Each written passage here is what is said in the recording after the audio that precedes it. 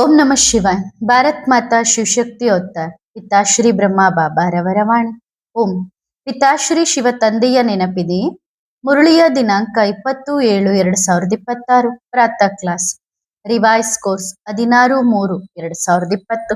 ಓಂ ನಮಃ ಶಿವಾಯ. ನಷ್ಟಮೋಹಿ ಮಕ್ಕಳೇ, ಯಾರಿಗೆ ಹಳೆಯ ವಸ್ತುಗಳು ಇಷ್ಟವಿಲ್ಲವೋ ಬಾಬಾ ಅವರಿಗೆ ಸತ್ಯಯುಗವನ್ನು ಕೊಡುತ್ತಾರೆ.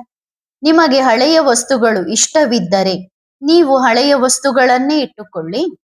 ಯಾರಿಗೆ ಹೊಸ ಪ್ರಪಂಚ ಇಷ್ಟವೋ ಅವರಿಗೆ ಏನು ನೀಡುತ್ತಾರೆ? ಹೊಸ ಪ್ರಪಂಚವನ್ನೇ ನೀಡುತ್ತಾರೆ ಅಲ್ಲವೇ? ಓಂ ನಮಃ ಶಿವಾಯ್. ಬ್ರಹ್ಮ ಬಾಬಾ ಅವರು ಮಕ್ಕಳ ಪ್ರಶ್ನೆಗಳಿಗೆ ಉತ್ತರ ನೀಡುತ್ತಾ ಅತಿ ಗುಹ್ಯ ರಹಸ್ಯಗಳನ್ನು ಬಿಚ್ಚಿಟ್ಟರು. ಪ್ರಶ್ನೆ: ಬಾಬಾ ಹೇಳಿದ್ದರು, ತಂದೆ ತಾಯಿಯರಿಗೂ ದೃಷ್ಟಿ ನೀಡುತ್ತಿದ್ದ, ಜ್ಞಾನವನ್ನು ತಿಳಿಸುತ್ತಿದ್ದಂತಹ ಪುಟ್ಟ ಪುಟ್ಟ ಮಕ್ಕಳು ಇಂದು ಯಜ್ಞದಲ್ಲಿ ಇಲ್ಲ. ಇದು ಏಕೆ? ಉತ್ತರ ನೋಡಿ, ಅವರು ಯಜ್ಞದಲ್ಲಿ ಇಲ್ಲದಿರಬಹುದು, ಆದರೆ ಅವರು ಪುನರ್ಜನ್ಮವನ್ನು ಪಡೆದು ಬರುತ್ತಿದ್ದಾರೆ. ಎಲ್ಲ ಮಕ್ಕಳು ನಿಧಾನವಾಗಿ ಬರುತ್ತಿದ್ದಾರೆ, ಆದರೆ ನಾವು ಯಾರ ಹೆಸರನ್ನೂ ಹೇಳುವುದಿಲ್ಲ. ಏಕೆಂದರೆ ಆಗ ಬಹಳಷ್ಟು ಮಕ್ಕಳು ಬಂದು ನಮಗೂ ತಿಳಿಸಿ ಎಂದು ಕೇಳುತ್ತಾರೆ. ಸುಳ್ಳು ಹೇಳಲು ಸಾಧ್ಯವಿಲ್ಲವಲ್ಲ ಸೋದರರೇ? ಸುಳ್ಳಂತೂ ಹೇಳಲು ಸಾಧ್ಯವಿಲ್ಲ. ಬಾಬಾ, ನಾವು ಇದ್ದೇವೋ ಇಲ್ಲವೋ ಎಂದು ತಿಳಿಸಿ ಎಂದು ಕೇಳುತ್ತಾರೆ. ನೋಡಿ ಮಕ್ಕಳೇ, ಪ್ರೀತಿಯಂತೂ ಎಲ್ಲರ ಮೇಲೂ ಇರುತ್ತದೆ. ಎಲ್ಲರೂ ಸಾಕಾರದವರೇ, ಆದರೆ ಲಾಸ್ಟ್ ಸೋ ಫಾಸ್ಟ್. ಯಾರು ಆಗುತ್ತಾರೆ? ಲಾಸ್ಟ್ ಸೋ ಫಾಸ್ಟ್ ಕೂಡ ಬೇಕಲ್ಲವೇ? ಆದ್ದರಿಂದ ಈ ಹೆಣ್ಣು ಮಕ್ಕಳು ಕೂಡ ಲಾಸ್ಟ್ ಸೋ ಫಾಸ್ಟ್ ಹೋಗುವವರಾಗಿದ್ದಾರೆ, ಸರಿ ತಾನೆ? ಆ ಮಕ್ಕಳು ನಿಧಾನವಾಗಿ ಎಲ್ಲೆಲ್ಲಿ ಚದುರಿ ಹೋಗಿದ್ದಾರೆ ಹೀಗೆ ತಿಳಿಯಿರಿ. ಇದು ಬಾಬಾರವರ ಹಸ್ತ ಮತ್ತು ಇದರಲ್ಲಿ ವಜ್ರಗಳಿವೆ. ಈ ವಜ್ರಗಳನ್ನು ಮೇಲಿನಿಂದ ಹೀಗೆ ಬಿಡಲಾಗಿದೆ. ಒಂದು ವಜ್ರ ಎಲ್ಲೋ ಹೋಗಿ ಬಿದ್ದಿದೆ. ಯಾವುದೋ ದೆಹಲಿಯಲ್ಲಿ, ಇನ್ಯಾವುದೋ ಬಾಂಬೆ, ಮತ್ತೆ ಇನ್ಯಾವುದೋ ಕಲ್ಕತ್ತಾ, ಯಾವುದೋ ಇನ್ನು ಎಲ್ಲೋ. ಹೀಗೆ ಎಲ್ಲಾ ವಜ್ರಗಳು ಅತ್ತ ಇತ್ತ ಬಿದ್ದಿವೆ. ಈಗ ನಿಧಾನವಾಗಿ ಏನಾಗುತ್ತಿದೆ ಕೇಳಿ. ನೇರವಾಗಿ ಮಕ್ಕಳು ಬರುತ್ತಾರೆ ಮತ್ತು ಅವರಿಗೆ ತಮ್ಮ ಬಗ್ಗೆ ತಾವೇ ತಿಳಿದುಕೊಳ್ಳುತ್ತಾರೆ. ಬಾಬಾ, ನಾನು ಕೂಡ ಆ ವಜ್ರಗಳಲ್ಲಿ ಒಬ್ಬಳು, ನಾನು ಕೂಡ ಬರುತ್ತಿದ್ದೇನೆ. ಬುದ್ಧಿಯಲ್ಲಿ ಟಚ್ ಆಯಿತಲ್ಲವೇ? ಹೌದು. ಹೀಗೆ ಬಹಳಷ್ಟು ಮಕ್ಕಳು ಕೇಳುತ್ತಾ ಬರುತ್ತಿರುತ್ತಾರೆ. ಇನ್ನು ಕೇಳಿ ಮಕ್ಕಳೇ. ಪ್ರಶ್ನೆ: ತಂದೆ ತಾಯಿಯರಿಗೂ ದೃಷ್ಟಿ ಕೊಡುತ್ತಿದ್ದ ಆ ಮಕ್ಕಳಲ್ಲಿ ಬಾಬಾ ಪ್ರವೇಶ ಮಾಡುತ್ತಿದ್ದರೆ? ಉತ್ತರ ನೋಡಿ ಮಕ್ಕಳೇ, ಬಾಬಾ ಎಷ್ಟು ಬಾರಿ ಹೇಳಿದ್ದಾರೆಂದರೆ, ಮಕ್ಕಳೇ, ಒಂದು ವೇಳೆ ಯಾವುದೋ ಮಗುವಿನಲ್ಲಿ ಜ್ಞಾನವಿಲ್ಲ ಎಂದಿಟ್ಟುಕೊಳ್ಳಿ. ಆಗ ಬಾಬಾ ಏನು ಮಾಡುತ್ತಾರೆಂದರೆ, 1 ಸೆಕೆಂಡ್ ಪ್ರವೇಶ ಮಾಡಿ ಆತನ ಮುಖದಿಂದ ಮಾತನಾಡಿಸಿ ಹೊರಟು ಹೋಗುತ್ತೇನೆ. ಕಾಯಂ ಆಗಿ ಇರುವ ಸಿಸ್ಟಮ್ ಬಾಬಾರವರದ್ದಲ್ಲ ಮಕ್ಕಳೇ. ಅವರು ಬಾಬಾ. ಅವರು 1 ಸೆಕೆಂಡ್ ಇವರಿಂದ ಮಾತನಾಡಿಸಿದರೆ ಮರು ಸೆಕೆಂಡ್ ನಿಮ್ಮಿಂದ ಮಾತನಾಡಿಸಲು ಶುರು ಮಾಡುತ್ತಾರೆ. ನಿಮ್ಮಿಂದ ಪೂರ್ಣಗೊಂಡರೆ ನಂತರ ವಿದೇಶಕ್ಕೆ ಹೋಗಿ ಯಾರಿಂದಲಾದರೂ ಮಾತನಾಡಿಸಿ ಬರುತ್ತಾರೆ.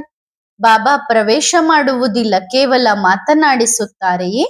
ಏಕೆಂದರೆ ಒಂದು ಸಣ್ಣ ವಿಷಯ ತಿಳಿಸುತ್ತೇನೆ. ಸೂರ್ಯನಿದ್ದಾನೆ ಎಂದು ಭಾವಿಸಿ. ಸೂರ್ಯನ ಕಿರಣಗಳು ಎಷ್ಟೊಂದಿವೆ?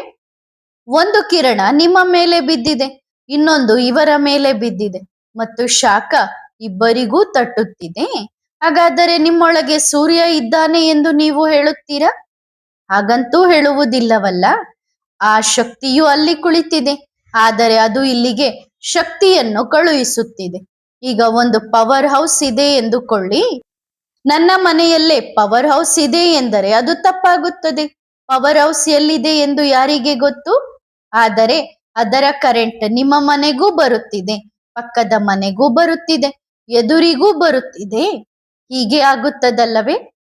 ಆದರೆ ಕೆಲವೊಮ್ಮೆ ಲೈಟ್ ಕೂಡ ಹೋಗುತ್ತದೆ. ಆದರೆ ಪವರ್ ಹೌಸ್ನ ಲೈಟ್ ಹೆಚ್ಚಾಗಿ ಎಂದಿಗೂ ಹೋಗುವುದಿಲ್ಲ, ಹೌದಲ್ಲವೇ?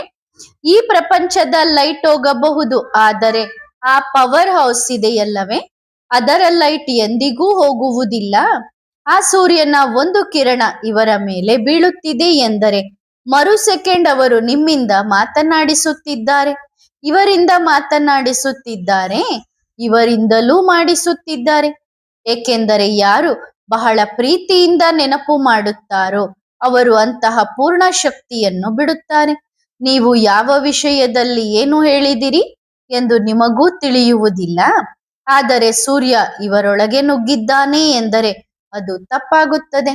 ಏಕೆಂದರೆ ನೋಡಿ ಮಕ್ಕಳೇ, ಆ ಸಮಯದಲ್ಲಿ ಬಾಬಾ ಬರುತ್ತಿದ್ದಾಗ ನಮಗೂ ಅಷ್ಟೇ ಜ್ಞಾನವಿತ್ತು.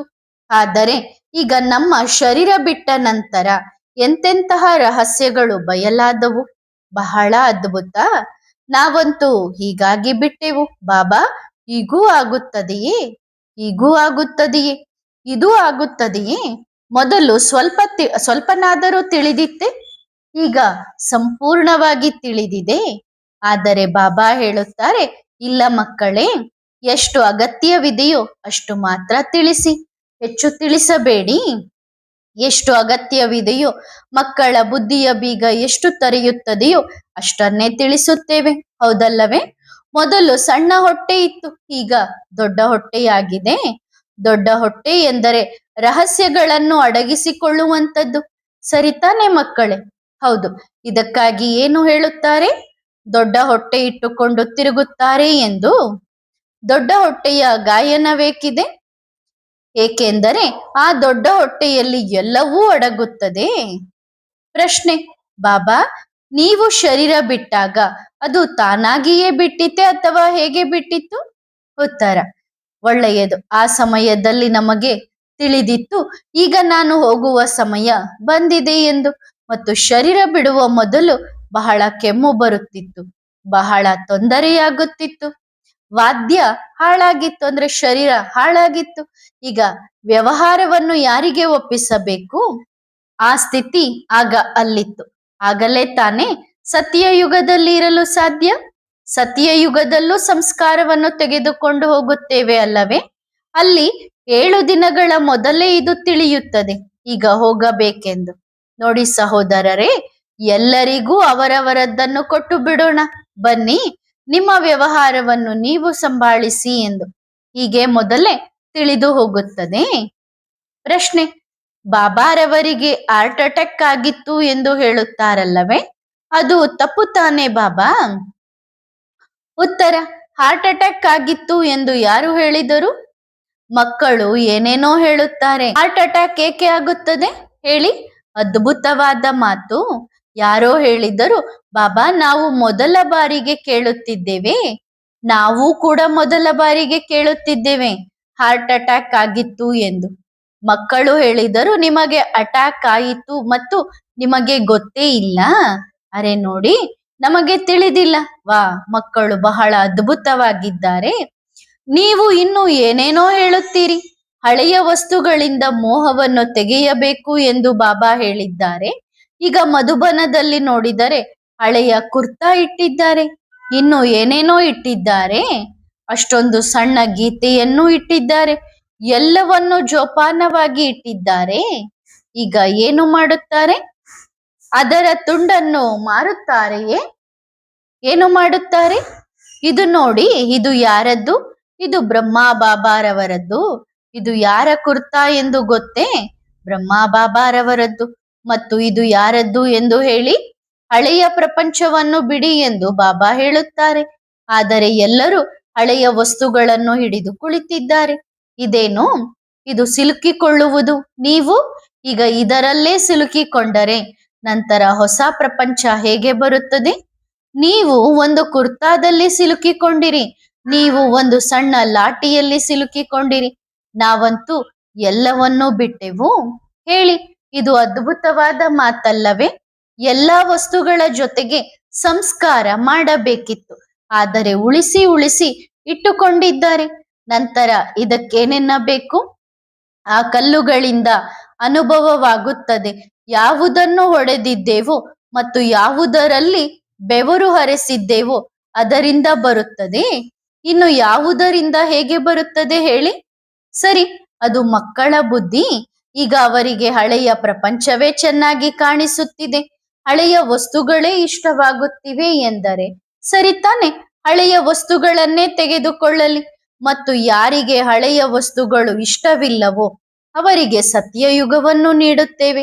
ನಿಮಗೆ ಹಳೆಯ ವಸ್ತುಗಳು ಇಷ್ಟವಿದ್ದರೆ ನೀವು ಆ ವಸ್ತುವನ್ನೇ ಇಟ್ಟುಕೊಳ್ಳಿ, ಮತ್ತು ಯಾರಿಗೆ ಹೊಸ ಪ್ರಪಂಚ ಇಷ್ಟವೋ ಅವರಿಗೆ ಏನು ಕೊಡುತ್ತಾರೆ? ಹೊಸ ಪ್ರಪಂಚವನ್ನೇ ಕೊಡುತ್ತಾರೆ. ಹೌದು ಮಕ್ಕಳೇ, ಇನ್ನೂ ಕೇಳಿ ಪ್ರಶ್ನೆ. ಬಾಬಾ ಸಾಕಾರವಾಣಿಯಲ್ಲಿ ಹೇಳಿದ್ದರು, ನಾನು ಕೋತಿಗಳ ಸಭೆಗೆ ಬರುತ್ತೇನೆ ಎಂದು. ನಾನು ದೇವತೆಗಳ ಸಭೆಗೆ ಎಂದಿಗೂ ಬರುವುದಿಲ್ಲ. ಎಲ್ಲಿ 36 ಬಗೆಯ ಭೋಜನಗಳು ಸಿಗುತ್ತವೆಯೋ ಅಲ್ಲಿ ನಾನು ಎಂದಿಗೂ ಬರುವುದಿಲ್ಲ. ಎಲ್ಲಿ ರೊಟ್ಟಿ ಕೂಡ ಸಿಗುವುದಿಲ್ಲವೋ ಅಲ್ಲಿ ಮಕ್ಕಳನ್ನು ಮಡಿಲಲ್ಲಿ ಎತ್ತಿಕೊಂಡು ನನ್ನ ಮಗುವನ್ನಾಗಿ ಮಾಡಿಕೊಳ್ಳುತ್ತೇನೆ. ಇದರ ಅರ್ಥವೇನು ಬಾಬಾ? ಉತ್ತರ ನೋಡಿ ಮಕ್ಕಳೇ, ಮೊಟ್ಟ ಮೊದಲು ಬಂದಾಗ ಅದು ಕೋತಿಗಳ ಸಭೆಯೇ ಆಗಿತ್ತಲ್ಲವೇ? ಕೋತಿ ಎಂದರೇನು? ಕೋತಿ ಎಂದರೆ ಯಾವುದರಲ್ಲಿ ವಿಕಾರಗಳು ಪೂರ್ಣವಾಗಿ ತುಂಬಿವೆಯೋ ಅದು ಕೋತಿ. ಕೋತಿಗಳ ಸಭೆಗೆ ಬರುತ್ತೇನೆ ಎಂದು ಬಾಬಾ ಸರಿಯಾಗಿಯೇ ಹೇಳಿದ್ದಾರೆ. ದೇವತೆಗಳ ಸಭೆಗೆ ಏಕೆ ಬರುತ್ತಾರೆ? ಅವರಿಗೆ ಅಗತ್ಯವೇ ಇಲ್ಲ. ಕೋತಿಗಳಿಗೆ ಅಗತ್ಯವಿದೆ, ಆದ್ದರಿಂದ ಅವರ ಸಭೆಗೆ ಬರುತ್ತಾರಲ್ಲವೇ?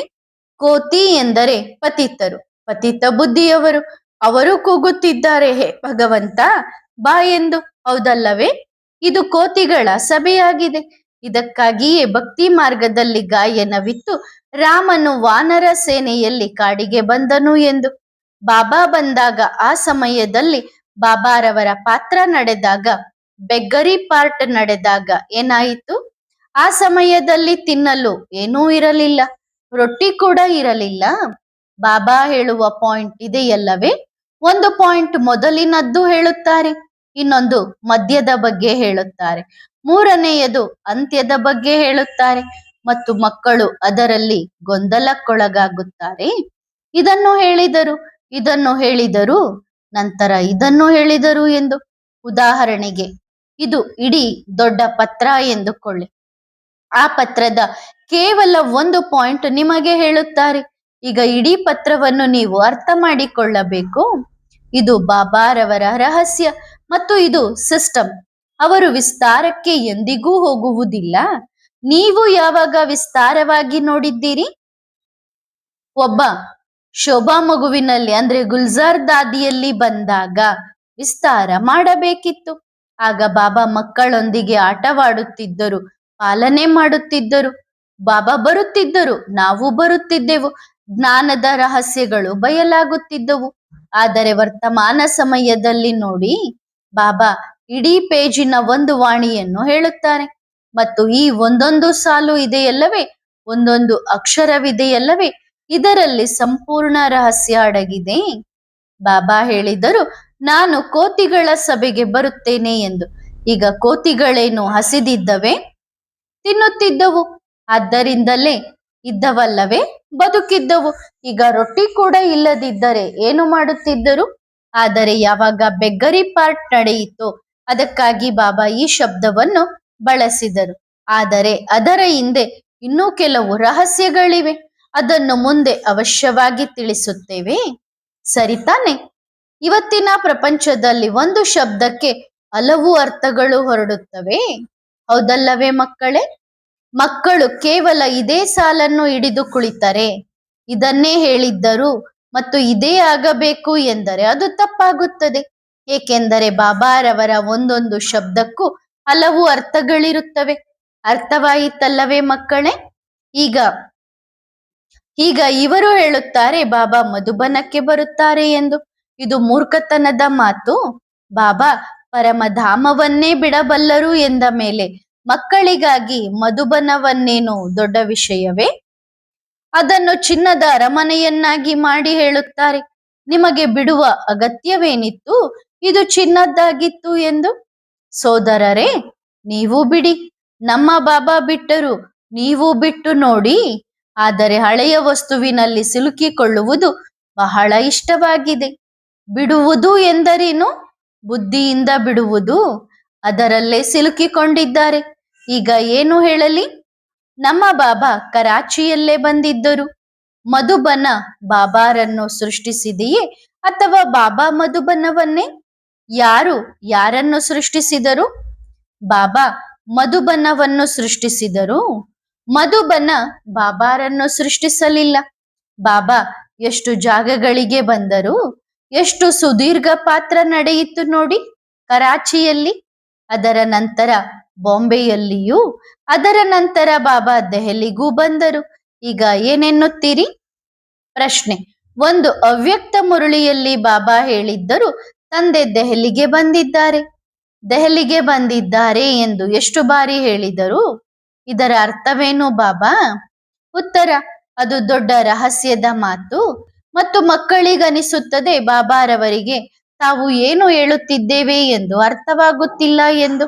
ಅಂದರೆ ಆ ಸರ್ವಶಕ್ತಿವಂತ ಸೃಷ್ಟಿಯನ್ನು ಹೀಗೆ ನಡೆಸುವವನು ಆತ ಕುಳಿತು ನಾನು ದೆಹಲಿಗೆ ಬಂದಿದ್ದೇನೆ ಎಂದು ಹೇಳುತ್ತಿದ್ದಾರೆ ಮತ್ತು ನೀವು ಹೇಳುತ್ತಿದ್ದೀರಿ ಇಲ್ಲ ಬಾಬಾ ನೀವು ಮಧುಬನದಲ್ಲಿದ್ದೀರಿ ಎಂದು.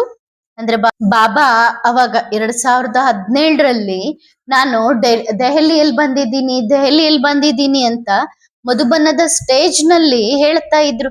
ಅವಾಗ ಮಕ್ಕಳು ಬಾಬನಿಗೆ ಹೇಳ್ತಿದ್ರು, ಬಾಬಾ ನೀವು ದೆಹಲಿಯಲ್ಲ ಮಧುಬನದಲ್ಲಿದ್ದೀರಿ ಅಂತ ಪದೇ ಹೇಳ್ತಿದ್ರು. ಅಗರ್ ಬಾಬಾ ಸೃಷ್ಟಿಕರ್ತ, ಆ ಸೃಷ್ಟಿಕರ್ತನಿಗೆ ಈ ರೀತಿ ಹೇಳೋದು ತಪ್ಪಲ್ಲವೇ?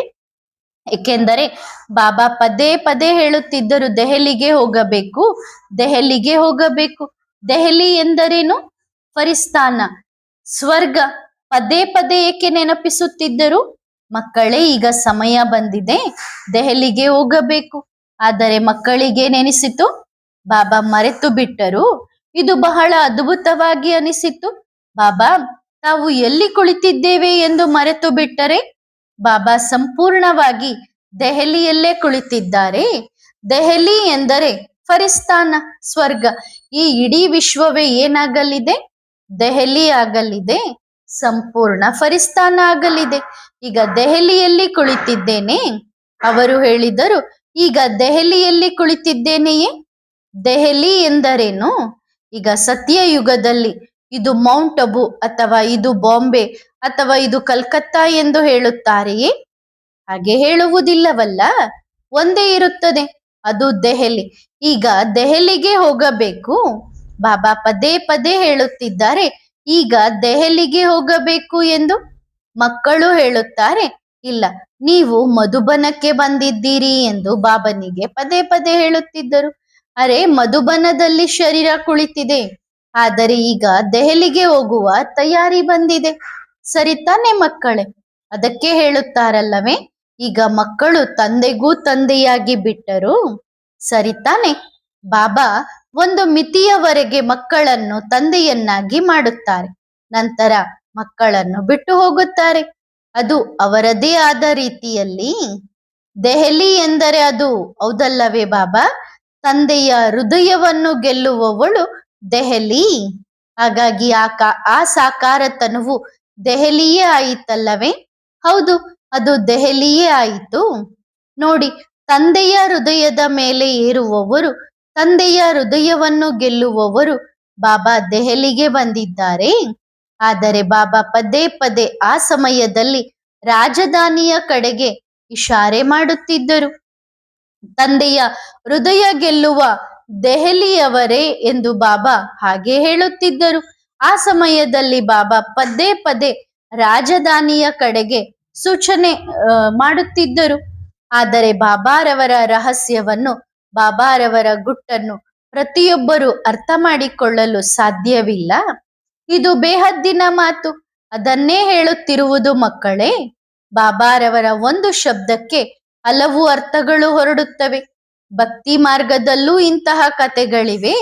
ಸಾಕಾರದಲ್ಲಿಯೂ ನಾವು ಮಮ್ಮಾರವರಿಗೆ ಹೇಳಿದೆವು, ಮಮ್ಮ ಬಾಯಿ ತೆರೆಯಿರಿ, ನಿಮಗೆ ಮೊಟ್ಟೆ ತಿನ್ನಿಸುತ್ತೇವೆ ಎಂದು ಬಾಬಾ ಹೇಳಿದಾಗ ಆಗ ಮಮ್ಮ ತಕ್ಷಣ ಬಾಯಿ ತೆರೆದರು. ಅಂದರೆ ಆ ಮಗು ಪಾಸ್ ಆಯಿತು.